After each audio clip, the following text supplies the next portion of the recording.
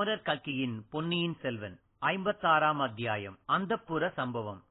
உங்களுக்காக வாசிப்பது San Francisco பே ஏரியாவில் இருந்து ஸ்ரீ.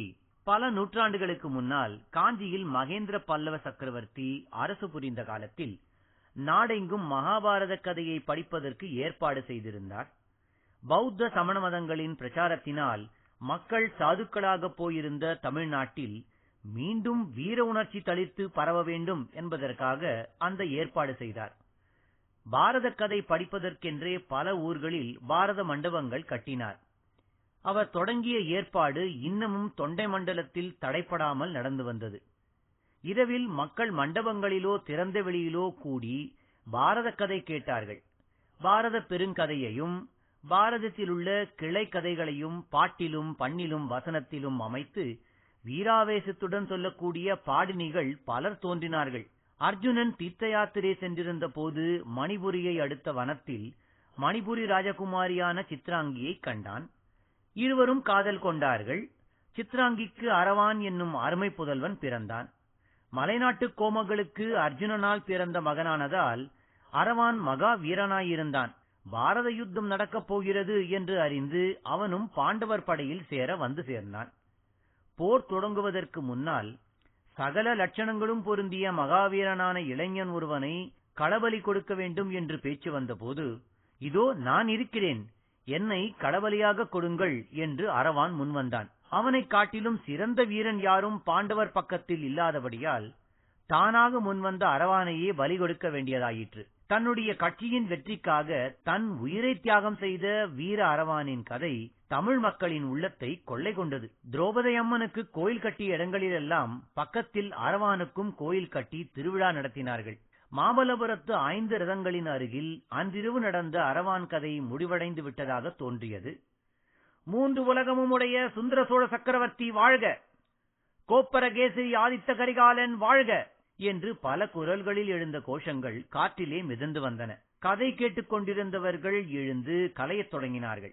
கதை முடிந்துவிட்டது, மலைமான் சிறிது நேரத்தில் திரும்பி வந்து விடுவார் என்றான் கரிகாலன். அரவான் கதை முடிந்தது, ஆனால் தாங்கள் சொல்லி வந்த கதை இன்னும் முடியவில்லையே என்றான் பார்த்திவேந்திரன். இந்த பிராயத்தில் மலையமானின் மனோதிடத்தை பார், இன்னமும் நடுநிசி வரையில் கண்விழித்து கதை கேட்கப் போகிறார் பார் என்றான் கரிகாலன். தொண்டுக்கிழமாகிற வரையில் உயிரோடு இருப்பது அவ்வளவு அதிசயமான காரியமா? ஊரில் எத்தனையோ கிழவர்கள் இருக்கிறார்கள், இரவில் தூக்கம் விடியாமல் கதை கேட்கப் போகிறார்கள். திருக்கோவிலூர் மிலாடுடையாரை அப்படி சாதாரண கிழவர்களோடு சேர்த்து விடுகிறாயா? எத்தனை போர்க்களங்களை பார்த்தவர் அவர். மலையமானின் வயதில் நாம் உயிரோடு இருப்போமா என்பதே சந்தேகம். இருந்தாலும் அவரைப் போல் திடமாய் இருக்க மாட்டோம். அரசே, பழைய காலத்து மனிதர்கள் திடமாயிருப்பதற்கு காரணம் இருக்கிறது. அது என்ன காரணம்? அவர்கள் பெண்களின் மோகவலையில் சிக்குவதில்லை. கேவலம் ஓர் அர்ச்சகரின் மகளிடம் மனத்தை பறிகொடுத்துவிட்டு அவளை நினைத்து உருகிக் கொண்டிருப்பதில்லை. அப்படி எந்த பெண்ணிடமாவது மனம் சென்றால் அவள் கூந்தலை பற்றி இழுத்துக் கொண்டு வந்து அந்த புறத்தில் சேர்த்துவிட்டு வேறு வேலையை பார்ப்பார்கள். பார்த்திபா, நந்தினி உண்மையில் அர்ச்சகர் வீட்டு பெண் அல்ல. அவளுடைய பிறப்பை குறித்து ஏதோ ஒரு ரகசியம் இருக்க வேண்டும். நந்தினி யாருடைய மகளாயிருந்தால் என்ன? அர்ச்சகர் மகளாயிருந்தால் என்ன? அரசர் மகளாயிருந்தால் என்ன?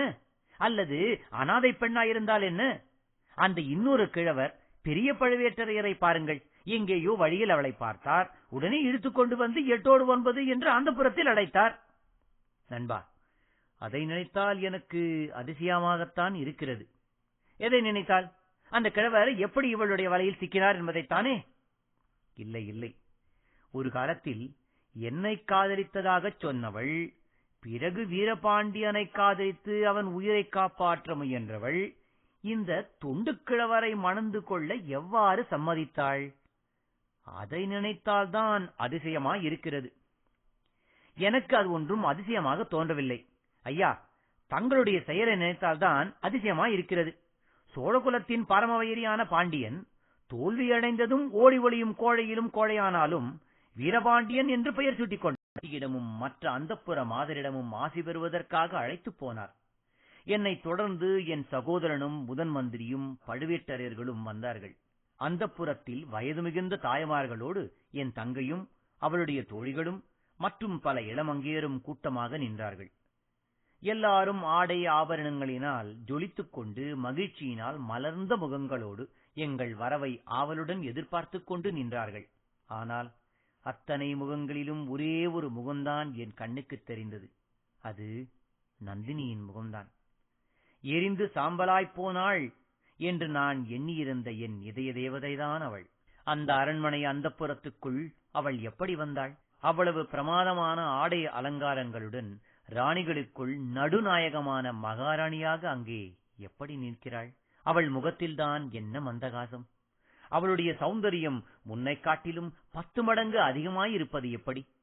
சில கண நேரத்திற்குள் என் உள்ளம் பற்பல ஆகாச கோட்டைகளை கட்டிவிட்டது. சோழ சாம்ராஜ்யத்திற்கு உரியவன் என்று நான் முடிசூட்டிக் கொண்ட அன்றைய தினம் உண்மையிலேயே என் வாழ்நாளில் அதிர்ஷ்ட தினமாகப் போகிறதா? என் உள்ளத்தை கவர்ந்த ராணியை என் பட்ட மகிழ்ச்சியாகவும் அடையப் போகிறேனா? ஏதோ ஓர் அதிசயமான இந்திர ஜாலத்தினால், மந்திர சக்தியினால் அவ்விதம் நடக்கப் போகிறதா? இப்படி நான் எண்ணிக்கொண்டிருக்கையில் என் அன்னை வானமாதேவி முன்னால் 2 அடி நடந்து வந்து, குழந்தாய் என்று சொல்லி என்னை ஆசீர்வதித்து உச்சி முகர்ந்தாள். அதே சமயத்தில் யாரும் எதிர்பாராத அச்சம்பவம் நடந்துவிட்டது. என் தந்தை ஆ என்று ஒரு கூச்சலிட்டுவிட்டு திடீரென்று தரையில் சுருண்டு விழுந்து மூர்ச்சையடைந்தார். உடனே அவ்விடத்தில் பெரும் குழப்பமாகிவிட்டது. நானும் மற்ற எல்லோரும் சக்கரவர்த்தியை தூக்கி உட்கார வைத்து மூர்ச்சை தெளிவிப்பதில் கவனம் செலுத்தினோம். என் அன்னையையும் பாட்டி செம்பியன் மாதேவியையும் தவிர மற்ற மாதர் அனைவரும் உள்ளே சென்று விட்டார்கள். தந்தைக்கு சீக்கிரத்தில் மூர்ச்சை தெளிந்து விட்டது. என் சகோதரி குந்தவையை தனியிடத்துக்கு நான் அழைத்துச் சென்று, நந்தினி அங்கே எப்படி வந்தாள் என்று கேட்டேன். நந்தினி பெரிய பழுவேட்டரையரை மணந்து கொண்டு இப்போது பழுவூர் இளையராணியாக விளங்குகிறாள் என்று குந்தவை சொன்னாள்.